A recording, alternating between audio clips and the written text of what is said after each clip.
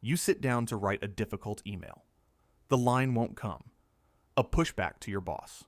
A careful no to a friend. The cursor blinks. A year ago, you would have written it. Today, you reach for the AI tab without thinking. And somewhere between then and now, you stopped writing first drafts at all. AI is making us smarter. AI is making us dumber. Both arguments are about the AI. What's actually changing is on your side of the screen. AI didn't make anyone smarter or dumber. It made more of the thinking optional. A 2025 study put 666 people across the UK through a battery of independent thinking tests. The more they used AI tools, the lower they scored. The correlation, minus 0.68.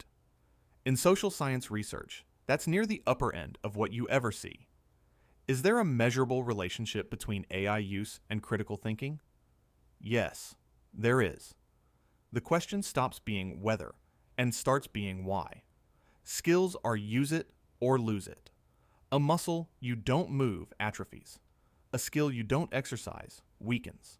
This isn't a metaphor. It's the same machinery. The tool didn't remove the skill. It removed the practice. And skills unused fade. Drafting a difficult email. Summarizing a long article so you can decide whether it's worth reading in full. Building an argument for a meeting. Reading a paragraph and noticing the one claim that doesn't actually follow from the one before. Each of these was a small, reliable rep. So small you didn't notice you were practicing. So when AI takes over the rep, you don't notice the loss either. By the time the gap shows up, you've been offloading for months. That's the strange part. Nothing was taken from you. You stopped using the skill. And a skill nobody uses stops being there to use. You've heard the calculator line. Mental arithmetic faded once calculators got cheap. GPS arrived, and mental maps faded too. What's different this time is how many skills fit in one tab. None of this is doom. The minus 0.68 is correlational. Strong, but not proof. The author flags it himself. The reverse direction is plausible too. People with weaker critical thinking may simply be more inclined to lean on AI. And even where atrophy is happening, it isn't permanent. Skills come back with practice. The concern isn't that you've already lost something irreversible. It's that the loss is invisible by design. Small enough not to alarm you. Gradual enough not to feel like a change. Notice it, and the recovery is straightforward. Don't notice, and the muscle keeps fading.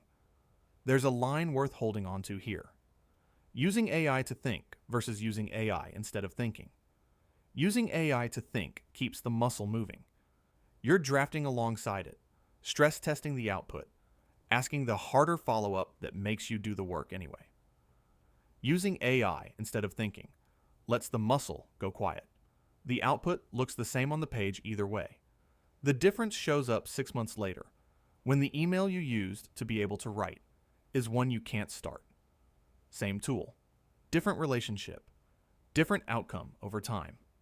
The question was never whether AI makes us smarter or dumber.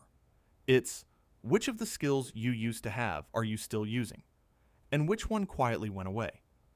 Notice yourself reaching for AI on something you used to do without thinking. Drop the small daily one below. The kind nobody warns about, not the big stakes stuff. Next video, the people getting the most out of AI might be the ones losing the most.